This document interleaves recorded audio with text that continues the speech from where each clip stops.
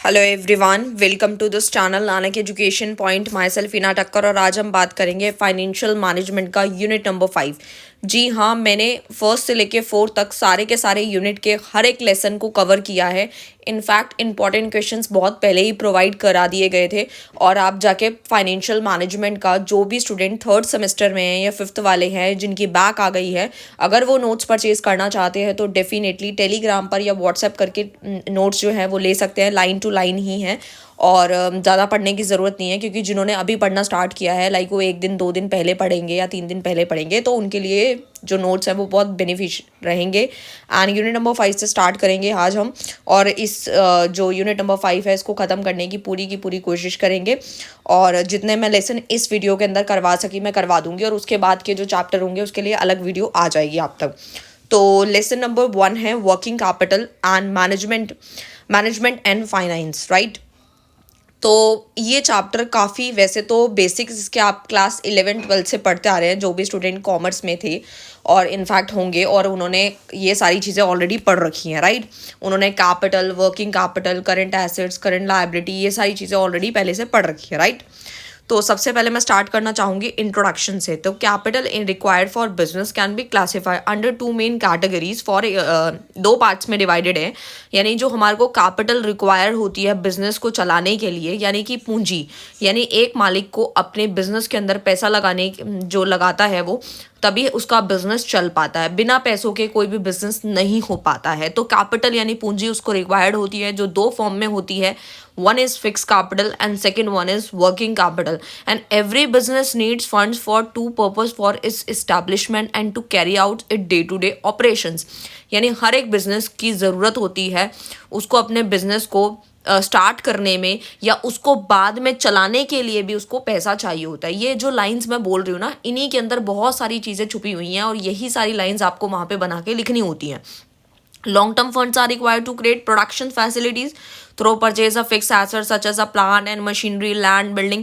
यानी कहने का मतलब ये हुआ कि एक बार मान लीजिए कोई भी बिजनेस है, चाहे वो छोटा है चाहे वो बड़ा है, चाहे बिजनेस हम लोग जब भी स्टार्ट करते हैं तो बिजनेस स्टार्ट करने के लिए हमें कुछ ना कुछ कैपिटल चाहिए होती है। फॉर एग्जांपल बिजनेस स्टार्ट करने के लिए 10 लाख रुपए चाहिए थे किसी पर्सन को जिसका नाम है राम, और राम ने बिजनेस स्टार्ट किया 10 लाख रुपए से। तो आपको क्या लगता है कि जो 10 लाख रुपए उसने अपने बिजनेस के अंदर इन्वेस्ट किया उसके बाद उसको पैसे की ज़रूरत नहीं पड़ेगी? उसको पैसे की ज़रूरत पड़ेगी। किस किस जगह पे पड़ेगी? अब मैं आपको एक एग्जांपल देती हूँ। सपोज उसने अपने कपड़े की शॉप खोली है, तो उसने 10 लाख रुपए का जो सामान है वो अपनी दुकान में रख लिया, और उसके बाद वो धीरे धीरे करके वो जो सामान है वो बिकना स्टार्ट होगा। तो जब वो जो भी सामान है वो कम होना स्टार्ट हो जाएगा तो उसको और सामान चाहिए होगा अपनी दुकान के लिए, यानी वैरायटी चाहिए होगी। तो फिर भी तो उसको पैसे चाहिए ना। तो वो जो कैपिटल है वो किस में कंसीडर होगी, मतलब वो फिक्स में होगी या वर्किंग में होगी? तो यही कैपिटल मैं आपको समझाना चाहती हूँ जो हमारे को यूज़ में लाती है। जैसे हमारे को लॉन्ग टर्म फंड्स क्यों चाहिए होते हैं? जैसे मान लो किसी को प्रोडक्शन फैसिलिटी है, जैसे प्रोडक्शन स्टार्ट करना है, तो उसको क्या चाहिए? सबसे पहले फिक्स एसेट चाहिए, या तो प्लांट, मशीनरी, लैंड, बिल्डिंग, ये सब चाहिए। इसके बिना तो बिजनेस हो ही नहीं सकता। Investment in these assets represent that the part of the firm capital which is block on permanent basis is called fixed capital। यानी जो permanent basis पे जो capital, जो firm की जो capital block हो जाती है उसे हम fixed capital का नाम देते हैं। fund are also needed for the short term purpose, और वो जो छोटे समय के लिए जो खर्चे होते हैं, अभी मैंने जो आपको एग्जांपल दिया दोनों ही उसके अंदर है, यानी उसके अंदर फिक्स्ड भी है और वर्किंग भी है। फिक्स कैसे है कि हमने जहाँ पे सपोज बिल्डिंग वगैरह या लैंड वगैरह ली थी वो हमारे लिए फिक्स्ड हो गया, और जो उसको बाद में day to day activity, day to day expenses जो होएंगे बाद में, वो हमारी वर्किंग कैपिटल कंसीडर हो जाएगी, ठीक है। Is also known as revolving और सर्कुलेटिंग और शॉर्ट टर्म कैपिटल। यानी कि हम वर्किंग कैपिटल को 3 और नाम से जानते हैं जो कि मैं आपको यहाँ पे जूम करके दिखा रही हूँ। रिवॉल्विंग भी बोलते हैं, सर्कुलेटिंग भी बोलते हैं, शॉर्ट टर्म कैपिटल भी इसको बोला जाता है, ठीक है। तो वर्किंग कैपिटल का अगर हम सिंपल सा डिफाइन जाने तो वो होता है working capital is the amount of fund necessary to cover the cost of operating an enterprise. कि हमारे एंटरप्राइज में जो भी चीज़ें ऑपरेट करने के लिए, बिजनेस को डे टू डे रन करने के लिए जो खर्चे आ रहे हैं, पैसा की जो ज़रूरत पड़ रही है, अमाउंट जो चाहिए, is called working capital. Working capital आगे हमारा दो पार्ट्स में डिवाइडेड हो जाता है, जिसको हमें अच्छे से समझ लेना। अगर ये समझ आ गया तो डेफिनेटली पूरा चैप्टर बहुत ईजिली समझ आ जाएगा। वर्किंग कैपिटल कॉन्सेप्ट हनी दो तरीके से है, two concept of working capital, one is gross working capital and second one is net working capital. तो नेट वर्किंग कैपिटल क्या होता है, तो हमें पहले नेटवर्किंग समझना है। तो नेटवर्किंग को पहले मैं थोड़ा सा डिटेल में समझाऊंगी, उसके बाद आपको शॉर्ट में बताऊंगी, ठीक है, और वो आपको एग्जाम में बना के लिखना है।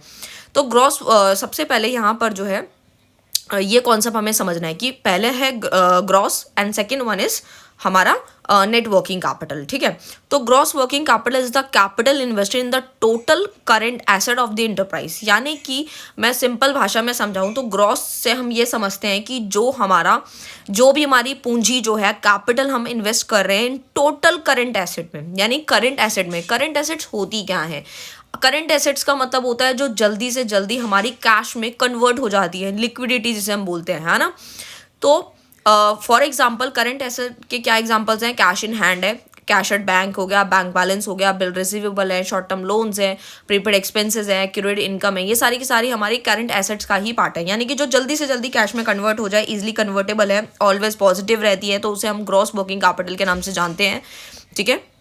And second one is net working capital. Net working capital simple सा समझना है, जितनी भी करंट एसेट्स है उसमें से करंट लाइबिलिटी को माइनस कर दो तो आपका नेट वर्किंग कैपिटल निकल जाएगा।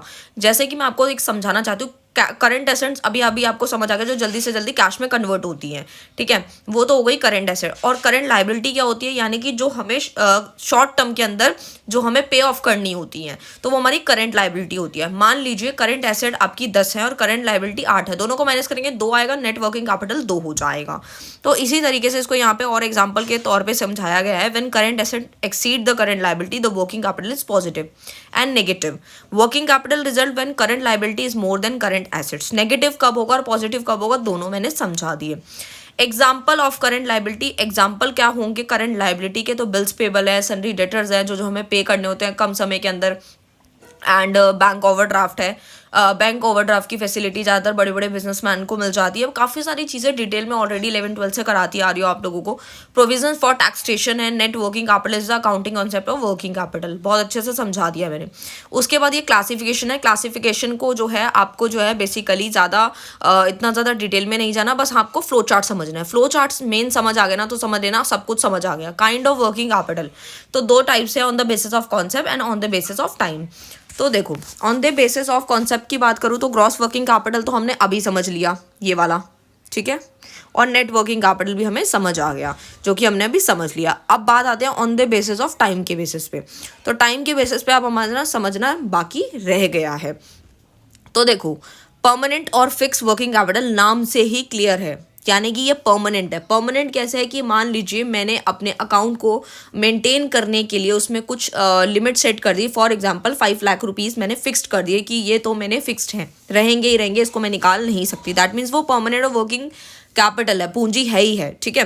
तो यानी कि ये क्या है? तो ये वो हुआ, जैसे कि इसका एग्जांपल है रेगुलर वर्किंग कैपिटल कह लो, रिजर्व कैपिटल कह लो, ये रिजर्व्ड है, आप इसको रिजर्व का नाम देने वाले हैं। रिजर्व क्यों देंगे?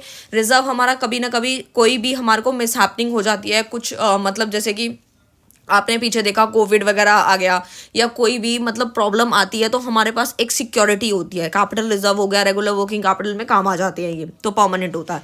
And second one is temporary और वेरिएबल वर्किंग कैपिटल भी इसको बोलते हैं, मतलब दो नाम से, मतलब टेम्परेरी का एक और नाम वेरिएबल वर्किंग कैपिटल भी है, जो कि सीजनल कैपिटल और स्पेशल वर्किंग कैपिटल के नाम से इसको जाना जाता है। जैसे मान लीजिए अगर किसी के पास टोटल 10 रुपये हैं, ठीक है, एक छोटा सा एग्जांपल है, 10 रुपये है जिसमें से 5 रुपये उसने फिक्स कर दिए, तो बचे हुए जो होंगे 5 वो टेम्परेरी और वेरिएबल वर्किंग कैपिटल के अंदर कंसीडर कर लिए जाएंगे, ठीक है। तो इस तरीके से था। उसके बाद हम समझते हैं importance advantage of adequate working capital, यानी वर्किंग कैपिटल तो बेसिकली एक लाइफ ब्लड है, नर्व सेंटर है हमारे बिजनेस का। बिना वर्किंग कैपिटल के आप ये सोचो कि एक बार ऐसा कौन सा बिजनेस है जिसके अंदर हम एक बार पैसा लगा के बिल्कुल बैठ जाते हैं, बिल्कुल शांति से बैठ जाते हैं और हमारे को कोई टेंशन नहीं होती कि हाँ भाई हमारा पैसा जो है वो कहाँ से आने वाला है, ठीक है।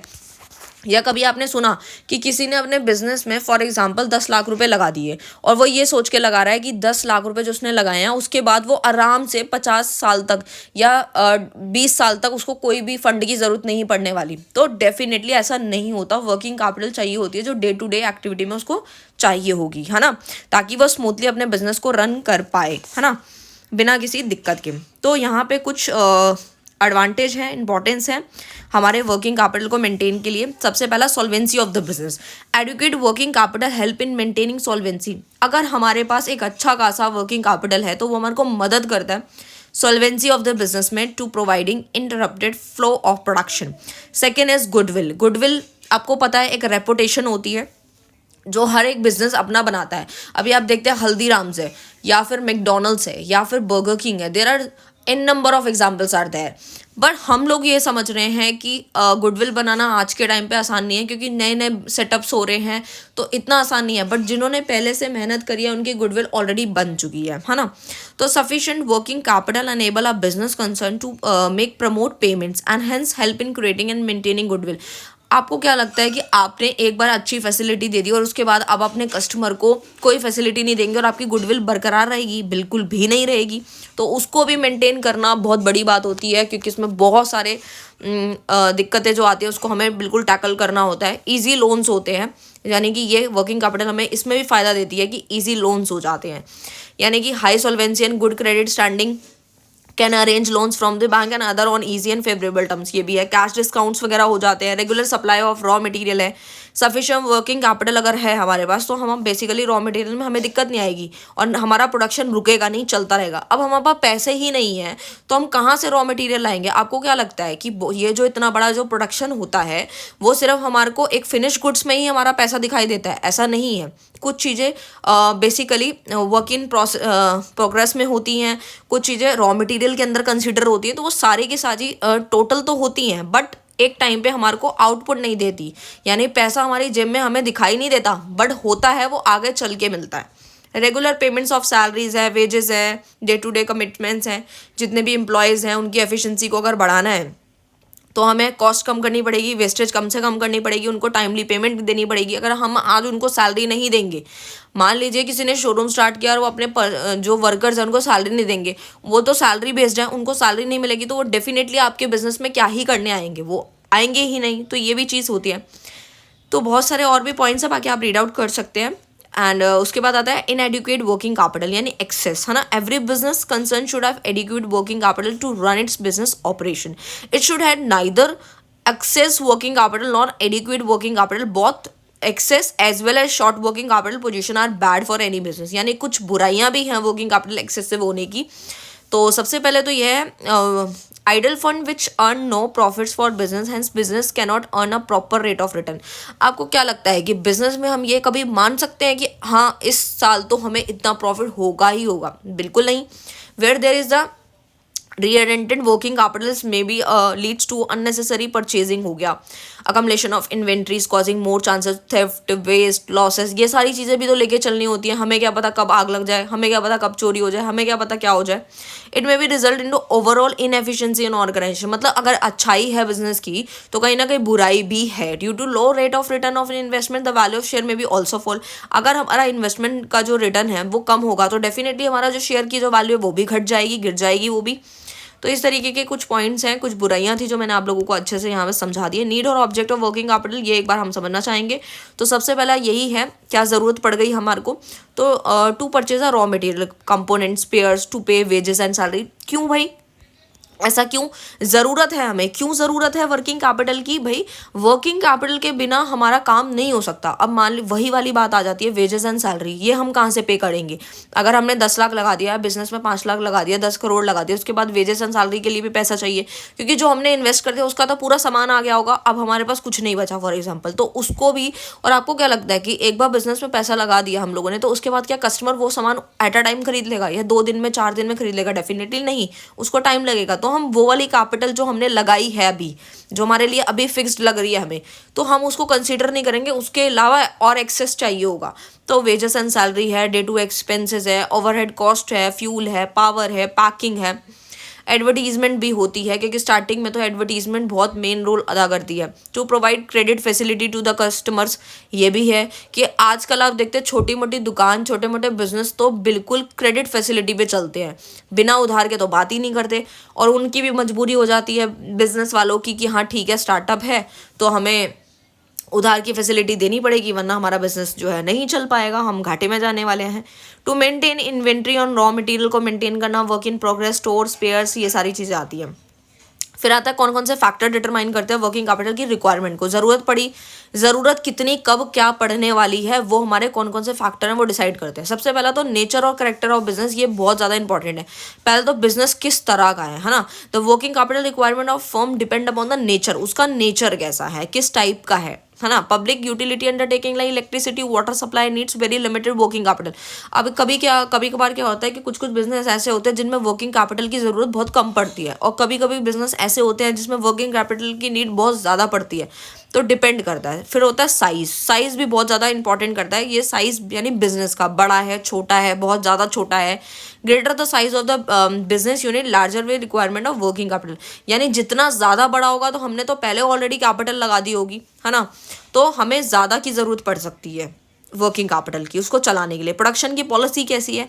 The requirement of working capital depend upon the production policy. If the policy is to be keep production study by the accumulating inventory, it will require higher working capital, and the production could be kept either steady for accumulating inventory during slack period है, with the view to meet high demand during peak season है। Production could भी है, यानी कि production policy भी ये भी कहलाती है, देखना पड़ता है कि वो किस तरीके का प्रोडक्शन चल रहा है, मतलब कौन सा पीक पे है, उसकी डिमांड या किस चीज़ पे चल रही है, उससे भी डिपेंड करता है। यानी कि अब मान लो जल्दी हम लोगों का जो सामान जो है वो बिकना स्टार्ट हो गया, तो हमारे को इन्वेंट्री मेंटेन की ज़रूरत नहीं है, लेकिन सामान बहुत ज़्यादा लेट बन रहा है, फिर बहुत ज़्यादा लेट आ रहा है बन करके, यानी कि वर्क इन प्रोग्रेस में काफ़ी टाइम लग रहा है, तो हमारे को वर्किंग कैपिटल की नीड थोड़ी ज़्यादा पड़ती है। Manufacturing process length of the production cycle भी जस्ट कुछ इस तरीके से है। Longer the process period of manufacturing larger is amount of working capital required, जो मैंने आपको अभी वही बात समझाई। क्रेडिट पॉलिसी है, ये भी डिपेंड करती है। Concern that purchase requirement credit and sale its product, हमने उधार पे अपना माल बेच दिया, सर्विस दे दी, तो उसमें क्या होता है, lesser amount of working capital, है ना, तो यानी कि हमारे को कम ज़रूरत पड़ती है, क्योंकि प्रोडक्शन तो ऑलरेडी हमने उधार पे दे दिया है, ठीक है। On other hand concern buying it requirement for cash and allowing credit to the customer, हमने उधार दिया, shall need larger amount working capital. Huge amount of funds are bond to be tied in debtors and bill receival, क्योंकि हमारा पैसा कहाँ इकट्ठा हो रहा है, हमने किसी को उधार पे दे दिया, तो हमें आज थोड़ी ना पैसा मिलेगा, हमें तो बाद में डेटर्स के तौर पे मिलेगा, बिल रिसीवेबल के तौर पे मिलेगा, तो यानी कि उसके लिए वर्किंग कैपिटल ज़्यादा चाहिए। हम ये थोड़ी है कि उन्हीं के बेसिस पे बैठ जाएंगे कि नहीं पैसा जब आएगा जब हम दूसरा सामान खरीदेंगे या रॉ मटेरियल जब लेकर आएंगे, ऐसा तो नहीं है ना। किसी को कुछ कस्टमर के लिए हम अपना प्रोडक्शन नहीं रोक सकते। बिजनेस साइकिल है, जैसे इन पीरियड ऑफ बूम का पीरियड है अगर चल रहा है, when business is prosperous there is need of for larger amount of working capital due to increase in sale. अगर हमारी सेल बढ़ रही है, प्राइजेस बढ़ रहे हैं, तो हमारे को ज़्यादा कैपिटल की ज़रूरत पड़ने वाली है, ठीक है। जबकि अगर हमारा बिजनेस जो है वो डिक्लाइन जा रहा है, नीचे जा रहा है, तो हमारे को कम वर्किंग कैपिटल की ज़रूरत पड़ेगी। Rate of growth of business है, working capital requirement of a concern increase will growth and expansion. भाई ग्रोथ होगी तो एक्सपेंड तो करना पड़ेगा ना हमें, तो वर्किंग कैपिटल की रिक्वायरमेंट है। इन फास्ट ग्रोइंग कंसर्न, अगर हमारी बहुत फास्ट तरीके से बढ़ रहा है, ग्रोइंग स्टेज पे है, तो हमें ज़्यादा वर्किंग कैपिटल की जरूरत पड़ने वाली है ना। तो इस तरीके से पॉइंट्स है जो आप और रीड आउट कर सकते हैं। नेक्स्ट आता है management of working capital principles. ये कुछ प्रिंसिपल्स हैं जो कि आप इसको यहाँ पे जो है इसको देख सकते हैं, यानी कि प्रिंसिपल ऑफ रिस्क है, principle of cost of capital, principle of equity position, principle of maturity of payment. तो सबसे पहले तो रिस्क वेरिएशंस है। रिस्क भी डिपेंड करता है कि हमने कितना बोरो किया है, जल्दी से जल्दी लिक्विड में कन्वर्ट हो सकता है या नहीं हो सकता। अब हम ये सोचें कि हमने पैसा ऐसी जगह पे लगा दिया जहाँ पे जल्दी से कैश में कन्वर्जन नहीं हो सकता, तो रिस्क बहुत ज़्यादा होगा, तब भी हमें वर्किंग कैपिटल की ज़्यादा रिक्वायरमेंट जल्दी से जल्दी पड़ने वाली है। लेकिन अगर हमारे पास कैश रेडी है, हमें लगता है कि हमारा करंट एसेट का ही पार्ट है, तो हमें वर्किंग कैपिटल जो है उसको मेंटेन करना इतना इंपॉर्टेंट नहीं है हमारे लिए। कॉस्ट ऑफ कैपिटल भी डिपेंड करता है, इक्विटी पोजीशन भी करती है। तो जैसे क्या होता है current asset as a percentage of total asset and current asset as a percentage of total sale, है ना। मेच्योरिटी ऑफ पेमेंट क्या है, principle is concern planning the sources of finance, कि हमारे सोर्सेज क्या है, कहाँ से फाइनेंस जो है हमारा आने वाला है। According to this principle of firm should make a every effort to relate maturity of payment is flow internally generated fund, कि हम कितना इंटरनली इसको जनरेट कर पा रहे हैं, कितने इनफ्लोज हैं कितने आउटफ्लोज हैं। तो ये सारी चीज़ें थी जो मैंने आपको पूरी की पूरी बता दी हैं। नेक्स्ट पे चलते हैं, जो मेन था सब करा दिया है। अब आते हैं हम लोग अपने, इसमें कुछ फॉर्मूलेज है वो समझ आ गया तो प्रैक्टिकल क्वेश्चन हो जाएगा। Working capital estimation and calculations है। तो सबसे पहले अभी ये सारी चीज़ें पढ़ने की आपको जरूरत नहीं, क्योंकि ऑलरेडी मैंने काफ़ी अच्छे से डिटेल में करा दी। तो वर्किंग कैपिटल क्या होता है, तो वही सारी चीज़ें हैं ये। मेन हम फॉर्मूले पे आ जाते हैं। Working capital as a percent of net sales, है ना। तो टू एस्टिमेट, हम लोग एस्टिमेट कर रहे हैं to current asset as a percent of estimate net sale, है ना, और नेट वर्किंग कैपिटल। तो सीधा सीधा हम आते हैं, एक बस एक छोटी सी चीज़ समझा देती हूँ, उसके बाद और अच्छे समझ आएगा। तो working capital based on operating cycle, पहले तो ये समझ लो ऑपरेटिंग साइकिल होती क्या है। मैं आपको एक एग्जांपल से समझाती हूँ। ऑपरेटिंग साइकिल का मतलब होता है कि जब हमारा पहला प्रोडक्शन स्टार्ट हुआ था, यानी कि जो हमारा प्रोसेस था वो स्टार्ट हुआ था, जब बनना स्टार्ट हुआ, है ना। मतलब हमने रॉ मटेरियल से हम लोगों का वर्क इन प्रोग्रेस, फिर फिनिश में आया, फिर हमने उसको जो है बेच दिया, फिर क्रेडिट पॉलिसीज भी आई हैं बीच में, मतलब डेटर जो है, मतलब जो हमारा पैसा है वो मिलने में टाइम लग गया, फिर दोबारा से कैश आया उस सामान को बेच करके, या किस फॉर्म में आया। तो वो ऑपरेटिंग साइकिल है कि मतलब एक पूरा का पूरा प्रोसेस जो लगा है प्रोडक्शन के अंदर पैसे आने तक का, वो हमारा ऑपरेटिंग साइकिल में कंसिडर होता है। तो वर्किंग कैपिटल बेस्ड है वो। सबसे पहले तो यहाँ पे आपको बताया गया करंट एसेट और करंट लायबिलिटी। ये तो आप क्लास 11 से पढ़ते आ रहे हैं कि करंट एसेट में क्या आता है, कैश एंड बैंक बैलेंस आता है, inventory of raw material, inventory of finish good, ये सारी कैश में कन्वर्ट हो जाएंगी कुछ टाइम में। करंट लायबिलिटी क्या है, यानी क्रेडिटर फॉर परचेज, है ना, creditor for inventory of work in progress, है ना। तो इस तरीके से था, ये बस कुछ फॉर्मेट है करंट एसेट्स का जो बताया गया है यहाँ पे। Minimum cash balance, inventory, raw material, ये सब बता दिया। रिसीवेबल, डेटर, बिल, सारे के सारे CA means current asset. Gross working capital हो गया, उसका टोटल कर देंगे। फिर करंट लायबिलिटी नीचे ले ली गई है, और फिर नेट वर्किंग कैपिटल, है ना। ये सब ऑलरेडी पढ़ा है। क्वेश्चन पे आ जाते हैं फटाफट से। बस हमें ये देखना होता है इसके अंदर कि हमें कितने दिन लग रहे हैं। कभी कभी क्या होता है, मैं एक एग्जांपल समझाऊंगी आपको, तो डेफिनेटली हर एक जो भी इलस्ट्रेशन है वो समझ आ जाएंगे। मतलब फॉर्मूले तो बताऊंगी मैं आपको अभी, बट उससे पहले कॉन्सेप्ट समझ लो, आपको सब समझ आ जाएगा। तो देखो, सबसे पहले वर्किंग कैपिटल साइकिल निकालने के लिए ये सारे क्वेश्चन हम कर रहे हैं कि मान लीजिए कि कभी कभार क्या होता है, दो ही चीज़ें होती हैं। कभी कभी क्या होता है, किसी किसी बिजनेस में, किसी बिजनेस के अंदर बहुत ज़्यादा टाइम लगता है, उसको कैश मतलब वर्किंग कैपिटल मेंटेन करनी पड़ती है, किसी को ज़्यादा करनी पड़ती है, किसी को कम करनी पड़ती है ना। तो जैसे XYZ लिमिटेड है ना, to obtain the following data concerning the average working capital cycle for the other companies in the same industries, यानी उसको कितना दिन लग रहा है टोटल। तो हमारा बेसिकली क्वेश्चन ही यही है, calculate the current working capital cycle for XYZ limited, है ना। Raw material stock turnover 20 days दे रखा है, क्रेडिट रिसीव 40 डेज है, work in progress turnover 15 days है, finished goods stock turnover 40 days है, डेटर कलेक्शन पीरियड 60 डेज है, total 95 days हो गया। अब सेल, परचेज और कॉस्ट ऑफ प्रोडक्शन, ये सारी की सारी इन्फॉर्मेशन हमारे सामने गिवन है। तो हमें ऑपरेटिंग साइकिल निकालने के लिए एक फॉर्मूला है। जैसे रॉ मटेरियल निकालना है ना, तो रॉ मटेरियल के लिए आपको सबसे पहले एवरेज लेना है। एवरेज ऑफ रॉ मटेरियल, ये फॉर्मूला सामने है, average raw material upon total raw material. आपको बस कुछ नहीं करना, जैसे वर्क इन प्रोग्रेस आएगा तो रॉ मटेरियल की जगह पे वर्क इन प्रोग्रेस कर देना है। फिनिश गुड्स आया तो आपको एवरेज स्टॉक ले लेना है, ठीक है। इस तरीके से फॉर्मूले पुट करना है इंटू 365, क्योंकि हमारे पूरे साल के नॉर्मल डेज 365 होते हैं, इसलिए हमने 365 यहाँ पे कंसिडर कर लिया है, ठीक है। अच्छा, उसके बाद मैं आपको बताती हूँ रॉ मटेरियल। तो रॉ मटेरियल के हिसाब से हमारे को इन्फॉर्मेशन, ये देखो यहाँ पे दे रखा है 80 दे रखा है, ठीक है। तो 80 दे रखा है, तो 80 अपॉन टोटल रॉ मटेरियल कितना हुआ 600 इंटू 365, यानी 49 डेज लगेंगे रॉ मटेरियल के, कंसिडर कर लिए।